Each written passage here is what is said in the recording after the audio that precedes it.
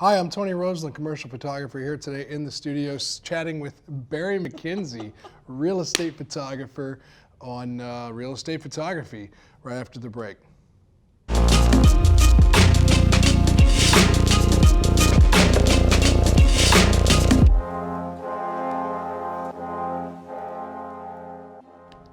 All right, we're back and we're chatting with real estate photographer Barry Mackenzie all the way down here from Canada. And we're going to be chatting about how you got started, everything real estate photography, how you do it, how you price it, all that stuff.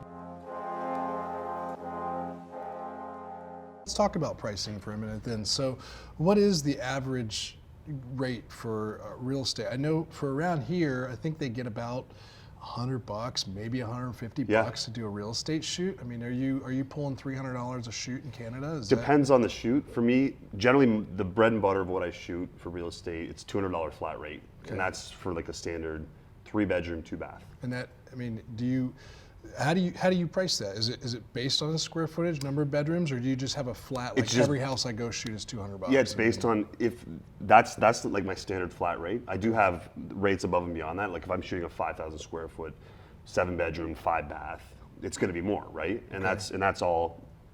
All my clients, I have long-term relationships with them, so they know this. It's no surprise for them. Yeah, they know like, hey Barry, I'm getting you to shoot this $2 million listing. They know that it's going to be $400 for that listing because it's going to take me twice as long.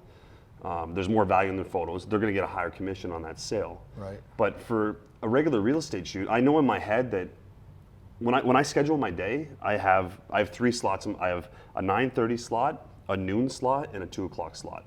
So I leave myself enough time between my first shoot and my second shoot to have a little bit of lunch, go to the gym, and then I work through the next 2 shoots of the day. So I know that max a shoot's going to take me. Ultimate max is like 70 minutes, 80 minutes, but I'm usually in and out within an hour. That's cruising. That's really fast. I mean, how many shots on average do you shoot? So it's on a general shoot. It'll be every property is different. I shoot however much it takes to show the property. So I need to basically walk someone through the space. Okay. And if I'm shooting a master bath and I can tell the story in 1 shot, then I only take 1 shot. But if the layout's different and there's a soaker tub in the corner and the way it's laid out, maybe I have to shoot 2 angles in the master bath.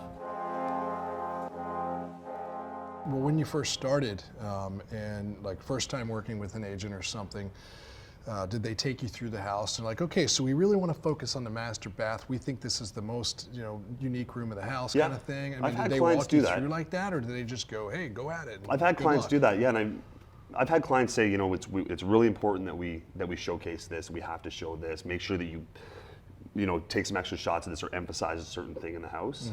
And I think as you get to know your clients and you get to know what they want, it's a little easier, right? And there's never any back and forth with me. I deliver a set of photos and I get paid, and I don't hear anything. How long does it take from the time you show up at a property? You said it takes 60 to 90 minutes, whatever, to shoot a house.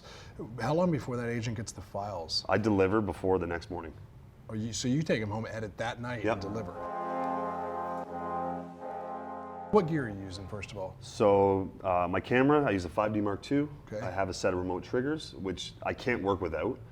The way that I shoot, I need to be able to be away from the camera. I do a lot of handheld lighting, so I can't be beside the camera. Okay. So I have a handheld remote trigger. I have 3 flashes on stands. I use cheap video tripods, like Slick or Zycos or whatever you can get. The U9000? The U9000 with the pink writing. Yeah, so I have my triggers screwed into the quick release plate. Okay. So when I show up on location, I pull my stands out. It's just like setting up a quick tripod. I pop my light into the quick release plate, snap it in the top. So setup takes me 5 minutes. So I set 3 lights on stands, 1 on a monopod, and 2 on the little flash feed.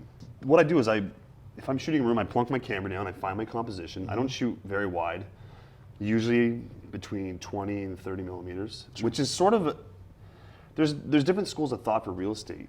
People think you just, I see a lot of people doing like super wide real estate. Like they'll get on the widest lens they can possibly buy. Yeah, people will put a 10 like, millimeter or that like Sigma 8 to whatever. And it's like a fisheye, man. Everything's weird and distorted. And so I kind of, when I was getting into it, there was certain people that I looked up to as photographers, and they were always like, don't shoot too wide, don't shoot too wide. And it was it was sort of a knee-jerk reaction for me because when you're looking through the lens and you're in a small room and it looks big, it's cool. Yeah. But then you realize that when these homeowners or these home buyers see it online and they call the agent and they go to see the house, It's misrepresented in a way. it's terrible. They're like, where's that big room? Right. And they're like, that's it, that den?